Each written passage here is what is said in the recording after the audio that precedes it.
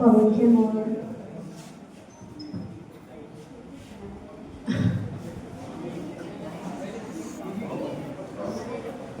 সহকৰ্মীবৃন্দ আৰু মোৰ মৰমৰ ছাত্ৰ ছাত্ৰীসকল, হঠাতে ক'বলৈ দিলে কথা কোৱাৰ অভ্যাস মোৰ নাই বেছি। এনেই তোমালোকক গালি কৰা অভ্যাস আছে, অভ্যাস নাই বোলাৰ লগে লগে তোমালোকে হামোতেই গম পাইছোঁ, হয়নে?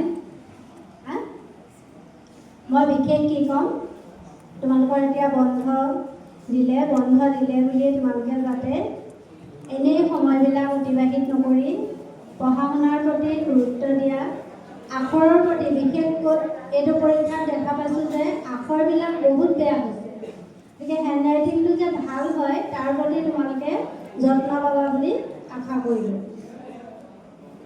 তোমালোকৰ কোনো এটা প্ৰশ্নৰ উত্তৰ শুদ্ধ হ'লেও আখৰত বেয়া হ'লে কিন্তু পৰীক্ষকে সেই উত্তৰটোত নম্বৰ দিবলৈ অলপ কুণ্ঠাবোধ কৰে, গম পাইছানে? অলপ কৃপণালি কৰোঁ, মই নিজেও কৰোঁ।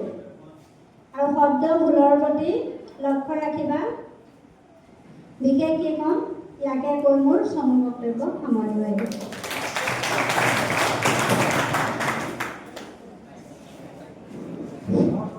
কথা এটা থাকি গৈছে, মই কৈছোঁ তোমালোক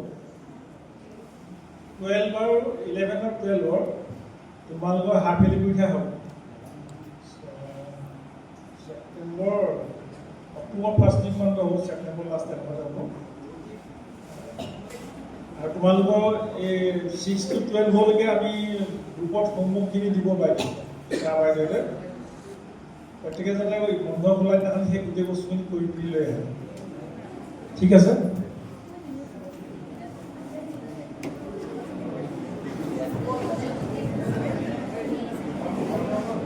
ছাত্ৰ ছাত্ৰীসকলে ইতিমধ্যে গম পাইছে নহয়, ছাৰে আমাৰ শৈক্ষিক দিশৰ কথা ক'লে। আমাৰ যিটো আমাৰ হাফ ইয়াৰলি পৰীক্ষা হ'ব, হাফ ইয়াৰলি পৰীক্ষাৰ আগত হোমৱৰ্ক দিয়া হ'ব। হোমৱৰ্কখিনি তোমালোকে ঘৰত কৰিব লাগিব, আমি সেইখিনি তোমালোকক উত্তৰ দিম। আৰু সেইমতে সকলোৱে আমাৰ স্কুল খোলাৰ লগে লগে সেইখিনি আমাক দেখুৱাব লাগিব কৰিব, সেইটো কথা চাই ক'লে।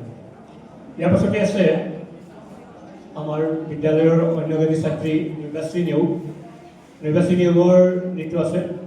আমি নিৰ্বাচিত নিয়োগৰ নৃত্য আমি দিয়া উপভোগ কৰিম।